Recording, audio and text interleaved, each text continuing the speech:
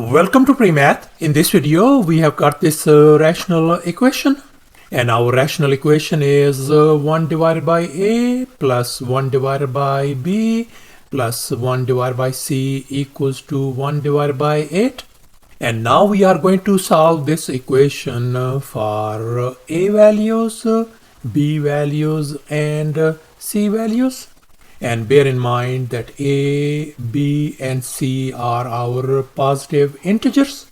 And furthermore, A is not equal to B is not equal to C. In other words, A, B, and C are three different numbers. Please don't forget to give a thumbs up and subscribe. Let's go ahead and get started, and let's focus once again on this given equation. And we know that A, B, and C are supposed to be positive integers.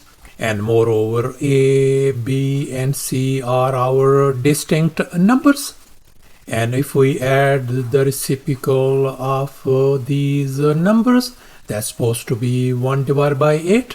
And now instead of trying a trial and error method, we are going to use the very organized approach. And now let's focus on this right hand side fraction 1/8.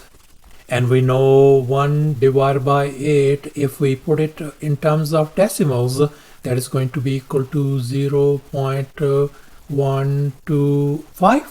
And here's our next step. Now we are going to break down this decimal number.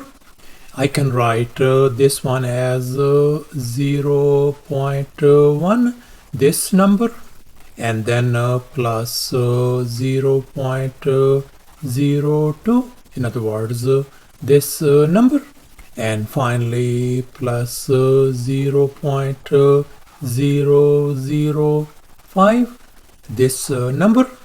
And if we add 0.1, 0.02, and 0.005, we are going to get indeed 0.125. So therefore, this whole thing we can write over here as 0.1 plus 0.02 plus 0.005 equals to 1/8. And here's our next step. We are going to convert these decimals into the fractions. This 0.1 could be written as 1 divided by 10. 0.02 could be written as 2 divided by 100. And 0.005 could be written as 5 divided by 1000. So thus we can write this equation as 1 divided by 10 plus 2 divided by 100 plus 5 divided by 1000 equals to 1 divided by 8. And now let's go ahead and compare this equation with this given equation. They are almost same. The only difference is on the numerator over here we got 1 across the board. So therefore we are going to make sure that we have 1s on the numerator. Let's focus on 2 divided by 100.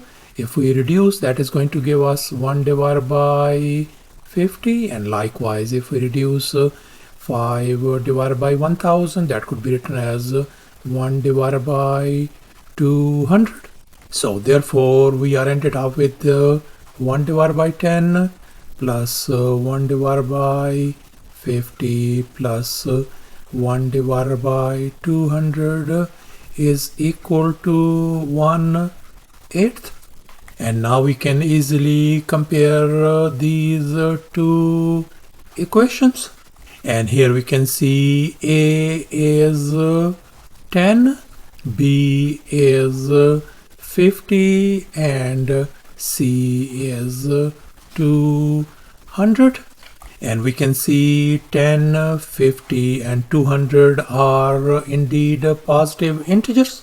And furthermore, 10, 50, and 200 are our distinct numbers. So thus, after all the calculations and manipulations, our A value turns out to be 10, B value is 50, and C value is 200. And likewise, if we keep A value 10 and B value is 200, then C is going to be 50. And this way we can see we are going to get 6 different combinations. And that's our final answer. Thanks for watching, and please don't forget to subscribe to my channel for more exciting videos. Bye.